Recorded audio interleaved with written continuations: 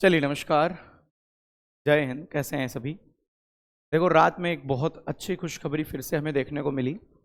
MP police constable 7,500 पद पर notification आ चुका है।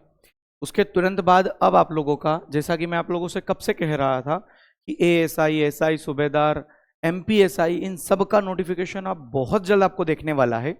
वैसे ही आपका एमपी जो एएसआई और सूबेदार का नोटिफिकेशन है, जो 500 पद पर सरकार ने बार बार कहा था, वो नोटिफिकेशन आप लोगों का आ चुका है। ठीक है, तो आज कंप्लीट बात करते हैं। अच्छा, इसका जो सिलेबस है वो चेंज हुआ है। पहले आप लोगों का जो पैटर्न हुआ करता था एग्जाम का, वो अलग था। इस बार का एग्जाम पैटर्न थोड़ा सा अलग है। तो बात कर लेते हैं, योग्यता क्या रहेगी। अच्छा, आयु में इतने साल बाद आई है तो छूट है कि नहीं है ना? चलिए साहब, सबसे पहले तो आप लोगों को मैं बता दूं, अगर आपने एमपी पुलिस कांस्टेबल के लिए एमपी पुलिस कांस्टेबल का जो कंप्लीट ब्रह्मास्त्र बैच है, अगर वो लिया है, तो आपको फिर बिल्कुल निश्चिंत रह जाना है, क्योंकि उसमें आप लोगों का और एमपी एएसआई सूबेदार में दोनों में सेम सिलेबस है। तो आप लोगों को बिल्कुल निश्चिंत रहना है। लेकिन अगर कोई पहली बार शुरुआत से ही पढ़ना चाहता है, या चाहता है कि सर एएसआई और सूबेदार का अलग से ही कंप्लीट एक बैच मिल जाए, तो उसके लिए भी कंप्लीट एक बैच हमने 699 में 1 ईयर के लिए बना दिया है। एमपी पुलिस कांस्टेबल के भी बैच की फीस यही है, 699 1 ईयर के लिए, और एएसआई सूबेदार के लिए भी यही है। अगर कोई दोनों एग्जाम की तैयारी कर रहा है तो वो इन दोनों में से किसी एक कोर्स को भी ले लेंगे, तो सेम आप लोगों को कंटेंट दोनों में मिल जाएगा। ठीक है, तो इसके बारे में मैं और भी अधिक जानकारी आपको दे दूंगा। पहले हम बात कर लेते हैं कि नोटिफिकेशन में क्या क्या है। देखो, कल रात में ही नोटिफिकेशन आया। ऑनलाइन आवेदन प्रारंभ जो है वो 3 अक्टूबर से आप लोगों के फॉर्म भरना शुरू हो जाएंगे, और 17 अक्टूबर तक, मतलब आजकल ये अब बहुत ज़्यादा समय देता नहीं है, 14 दिन 15 दिन बस फॉर्म भरने के इतने ही दिन देता है। पहले एक एक महीना दिया करता था। परीक्षा दिनांक की अगर हम बात करें तो 10 दिसंबर। भाई 10 दिसंबर को अगर ये पेपर आपका ले लेगा एएसआई का, मतलब उसके पहले आपका एमपी पुलिस कांस्टेबल का पेपर पूरी तरह से हो जाना है। तो जितने भी लोग हमारे एमपी पुलिस वाले कांस्टेबल वाले भाई साहब तैयारी कर रहे हैं, सब ये आप निश्चिंत रह जाए कि अब तो भैया 45 दिन बाद जो हमारा एक टारगेट था, उसी 45 दिन में एग्जाम हो सकती है, क्योंकि अगली एग्जाम भी इसने डिक्लेयर कर दी कि 10 दिसंबर से अगली एग्जाम है। एमपी पुलिस कांस्टेबल में महीना या उससे ज्यादा तो लग ही सकता है, क्योंकि इतने ज्यादा फॉर्म लोग भरेंगे। ठीक है, बाकी यहां पर दिया हुआ है, जो लोग मध्य प्रदेश के मूल निवासी हैं, अनुसूचित जाति, अनुसूचित जनजाति, अन्य पिछड़ा वर्ग और ईडब्ल्यूएस में आते हैं, उन सब अभ्यर्थी के लिए 250 रुपये यहाँ पर आपको फीस पे करना रहेगा। और बाकी अनुसूचित जाति, अनुसूचित जनजाति और अन्य पिछड़ा वर्ग के जो अभ्यर्थी हैं, केवल मध्य प्रदेश के मूल निवासी हैं, उनके लिए 100 रुपये रहेगी। ठीक है, पुलिस विभाग की विभागीय परीक्षा शुल्क दे रखी है ये, और अनारक्षित अभ्यर्थियों के लिए 500 रुपये रहेगी। ठीक है, चलिए आगे बात करते हैं सर। जो इसकी एग्जाम है वो मैं आपको बता चुका हूं कि 10 तारीख से, मतलब 10 दिसंबर से शुरू होगी, और इसमें 2 शिफ्ट में आपका पेपर होना है, वही जो अभी एमपी पुलिस कांस्टेबल में हो रहा है। एक यहां पर दिया गया है 9:30 से 11:30, 2 घंटे का समय, और एक 2:30 से 4:30 का, 2 शिफ्ट में ये पेपर होना है। 10 दिसंबर से पेपर शुरू हो जाएगा। अच्छा, इसमें 2 प्रकार की पोस्ट है, ध्यान से समझोगे तो पूरी बात समझ में आएगी। सूबेदार शीघ्र लेखन की 100 पोस्ट आई है, और सहायक उप निरीक्षक जिसे हम एएसआई कहते हैं, उसकी 400 पोस्ट है। कुल मिलाकर ये 500 पोस्ट की जो हर बार बातें करते रहते हैं, वो 500 पोस्ट, इस 500 जो पोस्ट है वो इस प्रकार से बटी हुई है। सूबेदार जो एएसआई से थोड़ा बड़ा पद होता है, एएसआई समझ लीजिए, जो अनुसचिवीय शीघ्र लेखक होता है, उसकी 100 पोस्ट है। और सहायक उप निरीक्षक जिसे हम असिस्टेंट सब इंस्पेक्टर एएसआई कहते हैं, उसकी 400 पोस्ट है। अब देखिए सूबेदार की कितनी पोस्ट है, यहाँ पर पूरा दिया हुआ है, ये आरक्षण के साथ है ना, 13%, 14%, 27%, सब कुछ आपको दिया गया है। तो आप अगर यहाँ देखें तो सूबेदार जो अनुसचिवीय शीघ्र लेखन है, उसकी टोटल 90 पोस्ट आपको यहाँ पर दिख रही है। इसी के साथ अगर मैं आगे आपको बताऊं, सूबेदार जो आपका अनुसचिवीय शीघ्र लेखन विशेष शाखा पोस्ट कोड 2 है, उसकी टोटल यहाँ 10 पोस्ट दिख रही है। अलग अलग कैटेगरी वाइज है, सबको अलग अलग दिया गया है ना, कैटेगरी वाइज अलग अलग बांट दिया है। अगर मैं सहायक उप निरीक्षक अनुसचिवीय सामान्य शाखा पोस्ट नंबर 3 की बात करूं, इसकी 110 पोस्ट है। और वैसे ही अगर हम बात करें मैदानी इकाई की, पोस्ट कोड 4, इसकी 220 पोस्ट है। और विशेष शाखा जो सहायक उप निरीक्षक अनुसचिवीय विशेष शाखा, इसका पोस्ट कोड 5 है, 55 इसकी टोटल पोस्ट है। और कुल मिलाकर 15 ये और मिला लेंगे तो टोटल 500 पोस्ट हो जाएगी। उप सहायक सचिवीय अपराध अनुसंधान विभाग की 15 पोस्ट है। ठीक है, ये अलग अलग कैटेगरी में आप इसको देख लीजिएगा, कंप्लीट इसमें आपको जानकारी मैंने दी हुई है। ठीक है, और इसका कंप्लीट नोटिफिकेशन जो है वो टेलीग्राम चैनल पर हमने डलवा दिया है।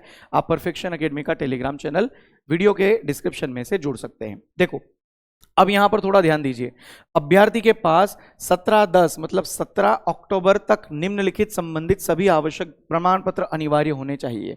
आपके जितने भी डॉक्यूमेंट है ना, वो सारे आपको 17 अक्टूबर तक तैयार होने चाहिए। चाहे आपका आयु में कोई छूट चाहिए तो 17 अक्टूबर तक आप उस आयु के क्राइटेरिया में आने चाहिए।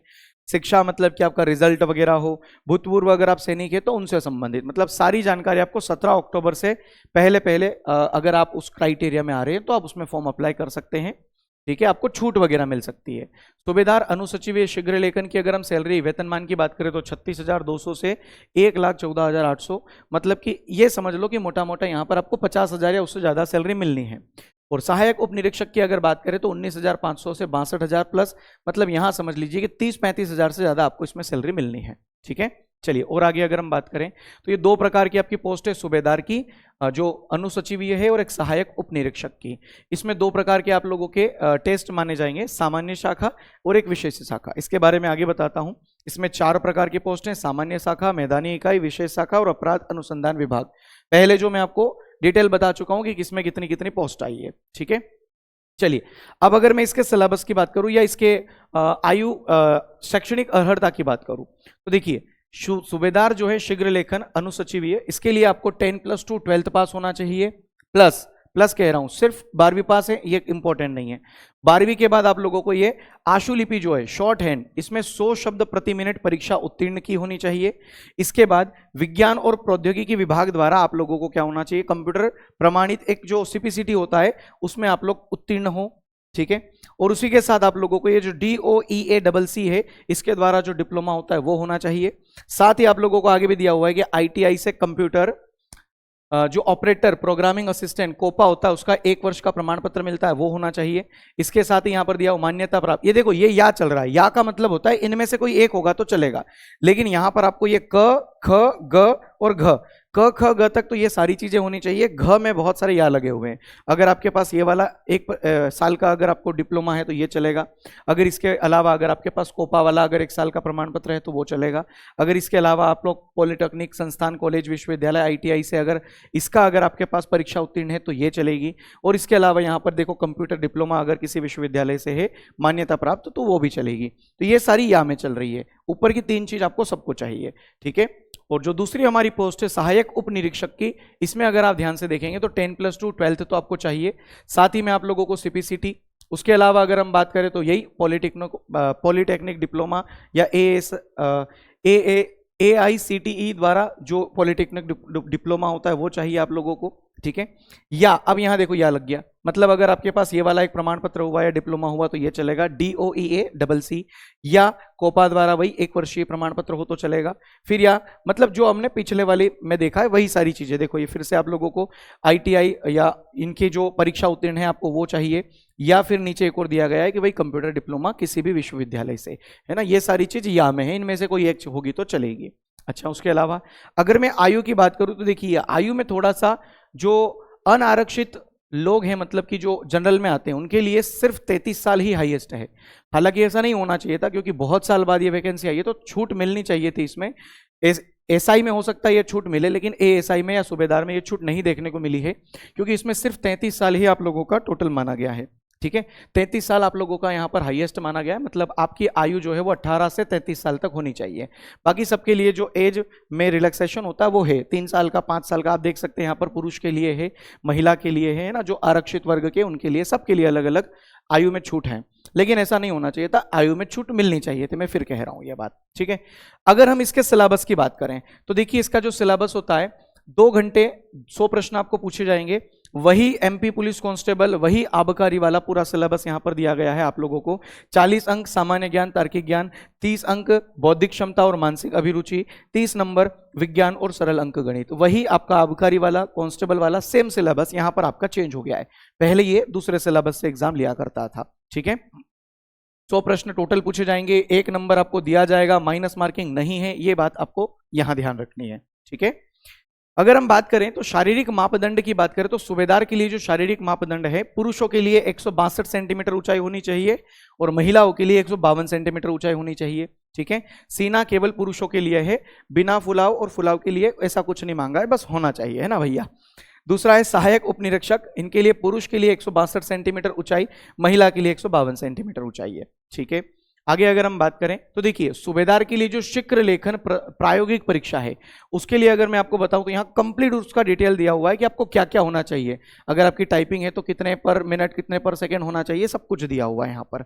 ठीक है, और वैसे ही आप लोगों को ये पूरी जानकारी सूबेदार के लिए है और वही पूरी जानकारी सहायक उपनिरीक्षक के लिए है प्रायोगिक परीक्षा के लिए। तो ये सारी चीजें आप लोग पढ़ लीजिएगा, मैंने आप लोगों को पूरी PDF कल रात में ही टेलीग्राम पर डलवा दी है। ठीक है, तो ये पूरा इसके बारे में जानकारी थी। अब मैं आप लोगों को ऑलरेडी बता ही चुका हूं कि ASI और सूबेदार के लिए एक नया VOD बैच आ चुका है। पूरा सिलेबस MP पुलिस कांस्टेबल आबकारी आरक्षक वाला है, आप लोगों को निश्चिंत रहना है। अगर आपने पहले से कोई बैच लिया हुआ है, जैसे आपका SI का हो, ASI का हो, कांस्टेबल का हो, आबकारी का हो या वेपन फाउंडेशन हो, तो फिर आप लोगों को सारी चीजें मिली हुई है। सारी चीजें मिली हुई है तो आपको फिर नया बैच लेने की आवश्यकता नहीं है।